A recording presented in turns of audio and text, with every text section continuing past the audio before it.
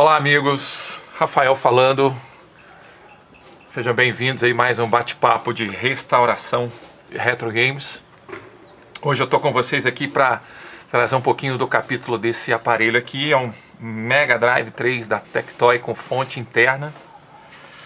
Um aparelho que estava funcionando, um pequeno mau contato aqui no cabo, que de vez em quando, por vezes, desligava e atrapalhava a jogatina.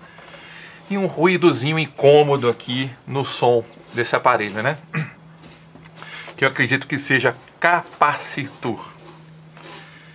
Então, quando a gente começou a restauração, essa parte aqui eu não falo mais, né? A parte da nossa carcaça aqui, olha que beleza. De como se restaurar. A gente já tem um vídeo tutorial explicando como é feito. Muito mais aqui hoje a gente discutir, e eu quero não trazer uma resposta definitiva, né? Mas eu quero incentivar a nossa discussão aí, o aprendizado de uma pergunta que me incomoda, né? Esse aparelho aqui são mais de 20 capacitores que tem dentro dele. Existe hoje, atualmente, capacitores tão bons ou melhores que os que tinham no passado, né? Do aparelho original? É uma pergunta que me intriga, né? E a curiosidade leva a gente a caminhos mais profundos, digamos assim, na discussão, né? Então eu comecei a pesquisar bastante aqui. Aqui está a minha caixinha do Mega Drive, né? Onde eu separei aqui todos os capacitores. Isso aqui vai ficar uma caixinha definitiva para Mega, tá? Quando a gente manda os nossos aparelhos, né, para os técnicos competentes, responsáveis, aí, como Velhinho, como Arnaldo, como Stuart, eles não vão trocar essa pecinha aqui se ela não tiver absoluta necessidade de ser trocada, né? Isso é muito legal. Inclusive eu mandei um aparelho para o Stuart uma vez que ele falou assim: não vou trocar nenhum capacitor porque todos estão em boas condições. Por quê que um bom técnico faz isso? Não é por causa de tempo, não é por causa de valor. É porque ele sabe que essas pecinhas aqui, lá de 1990, 93, a gente não fabrica mais, não tem mais uma fabricação com a qualidade que tinha antigamente. Os capacitores hoje valem centavos e são muito inferiores a esses aqui, né? Bom, dito isso é o seguinte, tá, então, se eu tenho que trocar um capacitor, e eu acho que aí entra uma palavra que está muito em moda hoje, e que infelizmente, no meu ponto de vista, tá, não sei no de vocês, a palavra recap hoje se tornou um sinônimo negativo, digamos assim, da palavra, né? Que não deveria ser. Mas eu fui pesquisar a fundo, então, o que era um capacitor? Porque até então, eu já tive na minha humilde ignorância, já momentos de mandar para o técnico e falar assim, são 30 anos, 40 anos de videogame, troca todos os capacitores. Na minha ignorância. Então fui pesquisar mais a fundo aqui, eu queria trazer um pouquinho esse contexto para vocês antes da gente falar propriamente da pesquisa que foi feita aqui. Um pouquinho desse conceito de capacitor, porque pode ter alguém vendo o nosso vídeo aí que era tão leigo quanto eu, né, na época. Então, trazendo o conceito aqui de capacitor, gente, eu peguei essa colinha pra gente aqui. Um capacitor nada mais é do que duas placas. Essas placas, comumente nos capacitores dos nossos videogames antigos, elas são polarizadas, né? Polo positivo e polo negativo. Então são duas placas polarizadas envoltas numa substância que a gente chama de elétrico. E com isso aqui, os capacitores são capazes de armazenar e descarregar energia na placa com muita velocidade, né? Então esse é o conceito, tá? Isso aqui é o que é um capacitor. Para que ele serve, né? Ele serve justamente para manter estável a energia dentro da placa, caso haja um pico, caso haja uma oscilação de energia, ele consegue descarregar rapidamente a energia e manter a estabilidade da placa. Isso para mim é importante, porque como a gente busca aqui qualidade no que a gente faz, né? Cada vez vai ser mais difícil, né? Se queimar um processador, se queimar algum elemento ali da placa, é mais difícil encontrar original e encontrar com qualidade. E quando a gente fala de capacitor, né, a melhor explicação que eu encontrei, gente, é essa aqui, né? É como se a gente estivesse comparando a uma torneira da nossa casa, em que ela está ligada na água da rua. Se falta água da rua, a torneira automaticamente vai faltar água, né? Mas se a nossa torneira está ligada na caixa d'água, se por algum acaso falta água da rua, né, a torneira vai continuar com água um determinado tempo. Isso aqui é o capacitor praticamente atuando na placa, né? Bom, mas se a gente não tem capacitor tão bom como antigamente, é o que se dizem, quando a gente troca e coloca um capacitor de centavos, normalmente a gente está trazendo, né, trazendo algo ruim para o nosso equipamento. Talvez por isso que a palavra recap hoje seja tão usada de uma maneira tão pejorativa. A pergunta vai: existe capacitor hoje no mercado que é tão bom quanto ou mais do que os capacitores do passado? Essa foi a pergunta que levou o start da nossa restauração desse Mega 3. E aí nós fomos pesquisar aqui. E eu achei sim, tá? Capacitores que são tão bons quanto ou melhores que os capacitores que existem hoje, que existiam antigamente no mercado. Nós pesquisamos e achamos o tântalo. Alguns de vocês já podem ter visto, né? Esses capacitores são comumente chamados capacitores gota, que ele parece uma gotinha, né? Aqui pequenininho, certo? Mas os mais aqui que se aproximam de uma qualidade ideal são os capacitores aqui de polímero. Não sei se está dando para focar direitinho aí. Polímero, né? Qual é a diferença? Quando a gente fala que um capacitor eletrolítico, ele é feito de duas placas envolto numa substância dielétrica. A substância dielétrica desses bichinhos aqui é um líquido eletrolítico, né, que faz a ligação das placas e a energia, o acúmulo de energia. A grande diferença para o polímero é que o polímero, o núcleo é sólido. Né? Eu estou com dificuldade aqui de fazer focar, mas o núcleo é sólido. Ou seja, qual é a diferença? O capacitor, ele tem 3 informações básicas. Deixa eu pegar o maior aqui que fica mais fácil da gente ver. Primeira informação do capacitor que ele vai trazer é a capacitância, normalmente em farad, e os nossos queridos aparelhos antigos normalmente vão trabalhar em microfarad, né, UF. Ele traz a polaridade, o lado que é negativo do lado que é positivo, certo? E ele também tem uma outra coisa que não está explícita, né, no capacitor, mas que é a resistência, que a gente chama de SR. É resistência residual aqui do capacitor. Então, o que acontece? Normalmente, quando a gente vai medir um capacitor, a gente tem que levar em consideração essa resistência.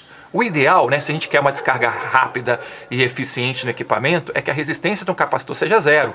Ou seja, a energia que está acumulada nesse bichinho, quando ela for solicitada pela placa, ela ser descarregada de maneira rápida e sem resistência. Tá? A gente sabe que no mundo da eletrônica isso aqui é muito difícil, né? Entretanto, quando a gente vai para os polímeros, ele traz algumas qualidades, tá? Em relação aos capacitores eletrolíticos, né? Então, primeira qualidade, por ser núcleo sólido, tá? Ele é um capacitor mais estável.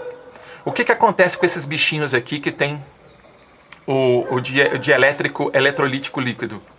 Com o passar do tempo, essa substância ela vai ressecando dentro do capacitor.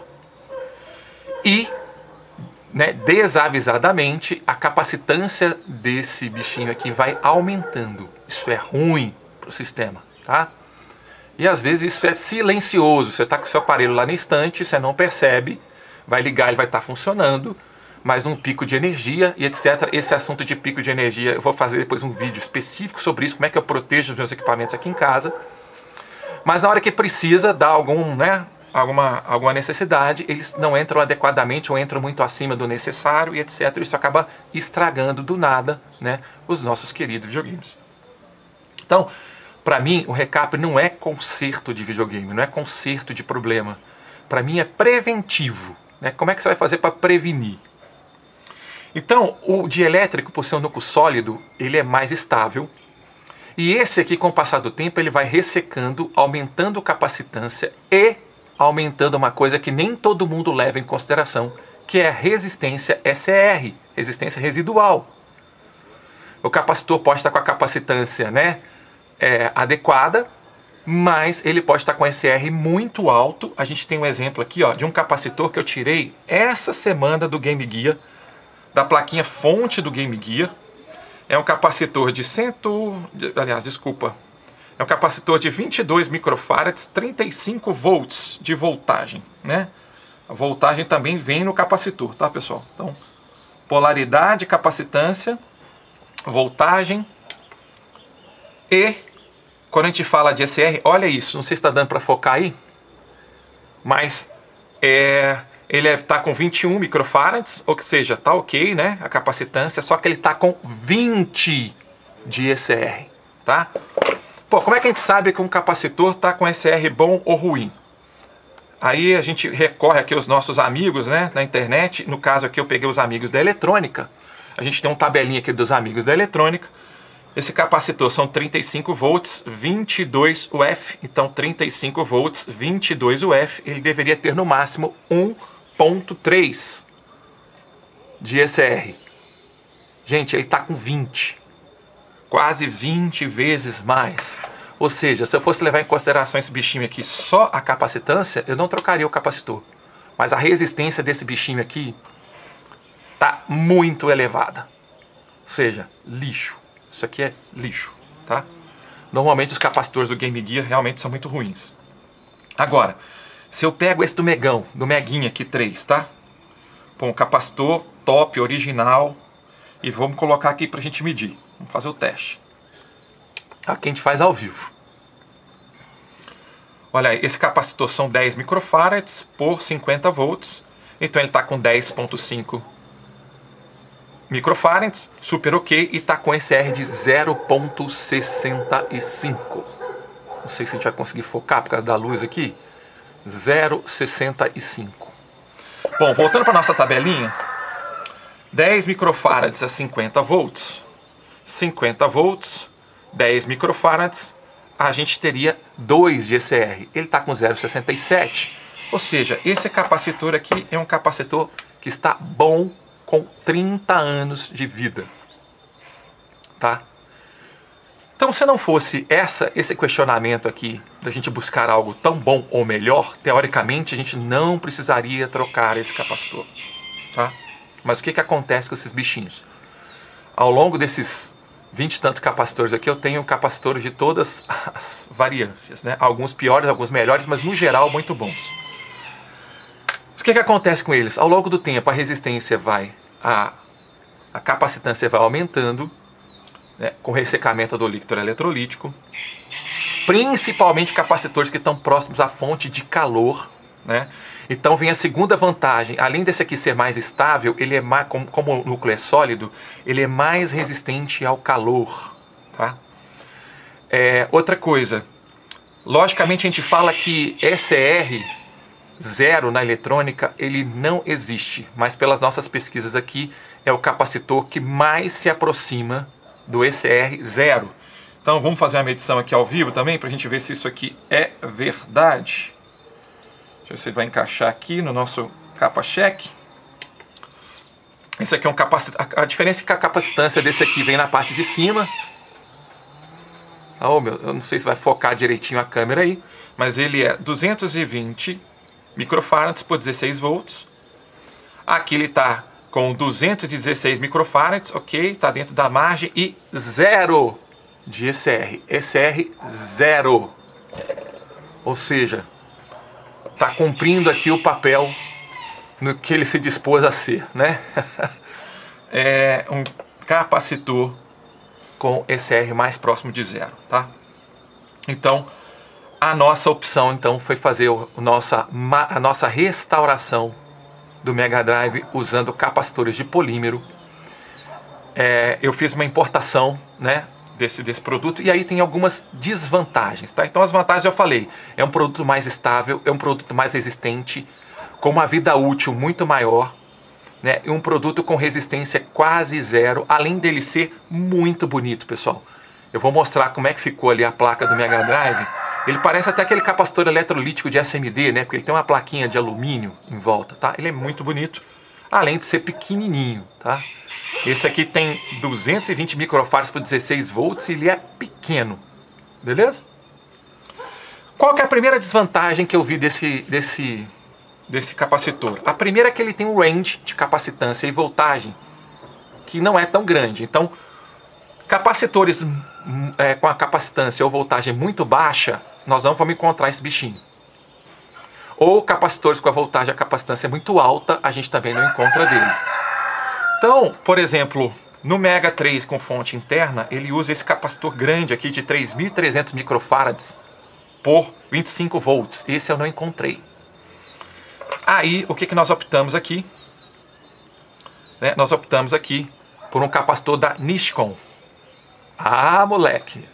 Já que a gente busca qualidade, nós vamos dar a melhor qualidade para o nosso bichinho, né?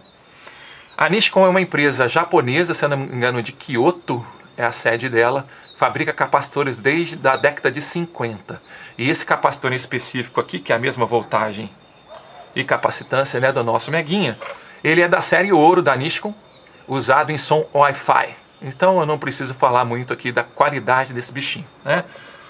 A gente importou, eu tenho 3 Mega Drives na coleção, eu vou fazer dos meus 3, e a notícia boa é que ainda vai ficar 4 para eu fazer 4 Mega Drives de amigos aí, tá? Quem quiser depois me chama no particular. Para capacitâncias muito pequenas, então, a gente também não acha esse range de capacitor de polímero, né? Então a nossa opção aqui é o tântalo, que é tão bom, quase tão bom quanto o polímero, né? É pequenininho, é menor ainda que o polímero e a gente consegue encontrar capacitâncias menores, ok? Qual que é a segunda desvantagem desse bichinho aqui?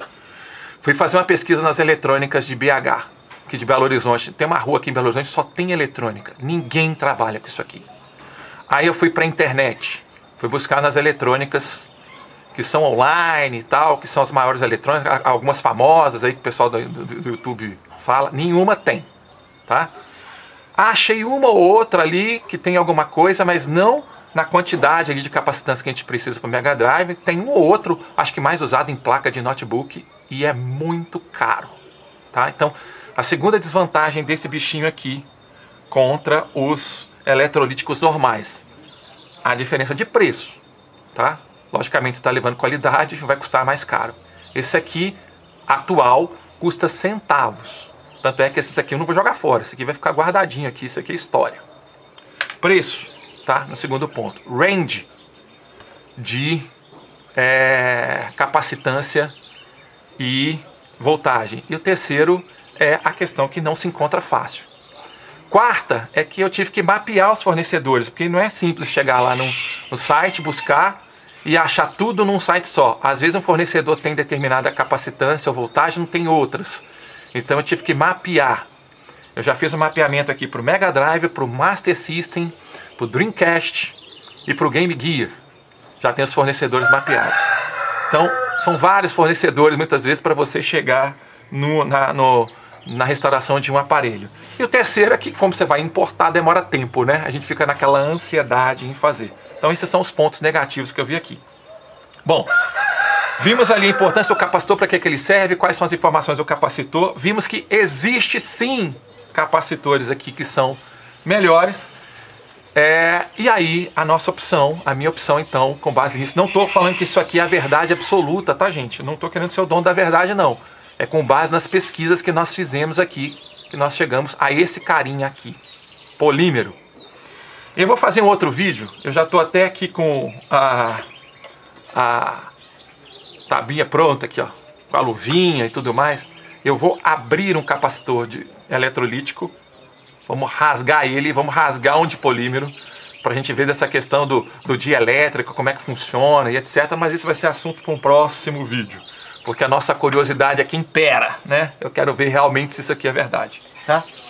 Então, voltando para o nosso Mega, agora, ele já está 90% pronto, está faltando um capacitor chegar, que não chegou ainda, infelizmente. Olha isso aqui, como fica a nossa placa do Mega, com os polímeros, com o tântalo, e aqui com o capacitor Nishcon série ouro, usado para som Hi-Fi. Gente, fica muito, muito massa. Sai mais caro? Bem mais caro. Bem mais caro do que fazer o que a gente chama de recap, tá? Então, acho que o último... Olha que coisa linda, gente. Olha que coisa linda. Eu desconheço aí no Brasil, nesse momento, alguém que faça restauração usando polímero e capacitores 100% top de linha. Outra coisa da nossa pesquisa aqui é o seguinte, eu pesquiso muito materiais aqui, que eu quero material de primeira qualidade, primeira linha mundial para os nossos games. Então, o meu grande desafio aqui é fazer com que a solda, né, a nossa solda aqui de casa, fique muito próximo do que é uma solda industrial. A gente olhar a placa e não ver diferença, tá certo? Então é isso, tá aqui, essa coisa maravilhosa. E a minha decisão é, todos os meus games antigos, a partir de agora, eu entro numa jornada para a gente transformar eles, trocar os capacitores eletrolíticos por polímero. Esse aqui eu vou dar um prazo de análise, né? Como a gente está falando de pesquisa e tudo mais, eu vou colocar um prazo de análise de 10 anos. Eu acho que eles vão durar mais do que 10, mas eu vou deixar anotadinho aqui, daqui a 10 anos eu vou refazer isso aqui de novo para ver o que aconteceu com capacitância, com resistência CR e outros pontos, tá? Mas ficou muito lindo. Eu tenho aqui também tântalo para mais uns 4 e tem os polímeros aqui que eu trouxe também que vão dar para fazer os meus megas, mais aí uns 5 megas, aí 4 megas de amigos mais próximos aí, tá bom? É isso, turma.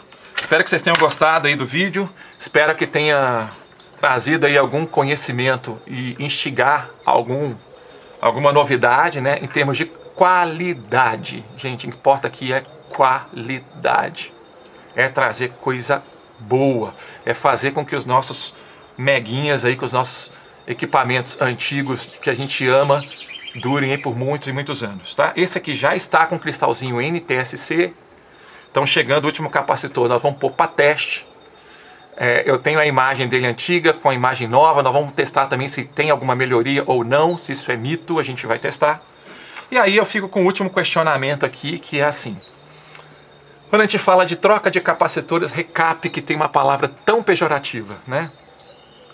Vale a pena fazer?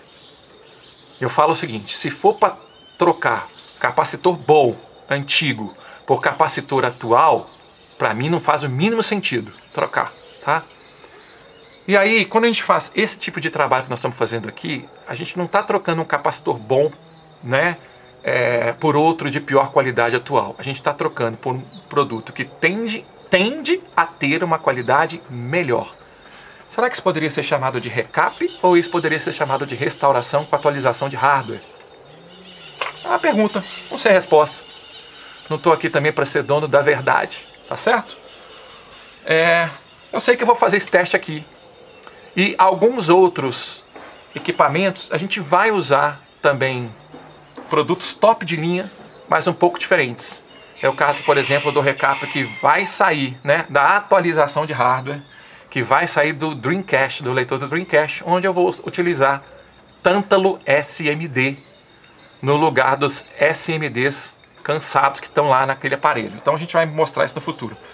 Mas fica aí a imagem linda da restauração desse Mega 3 com capacitores de polímero.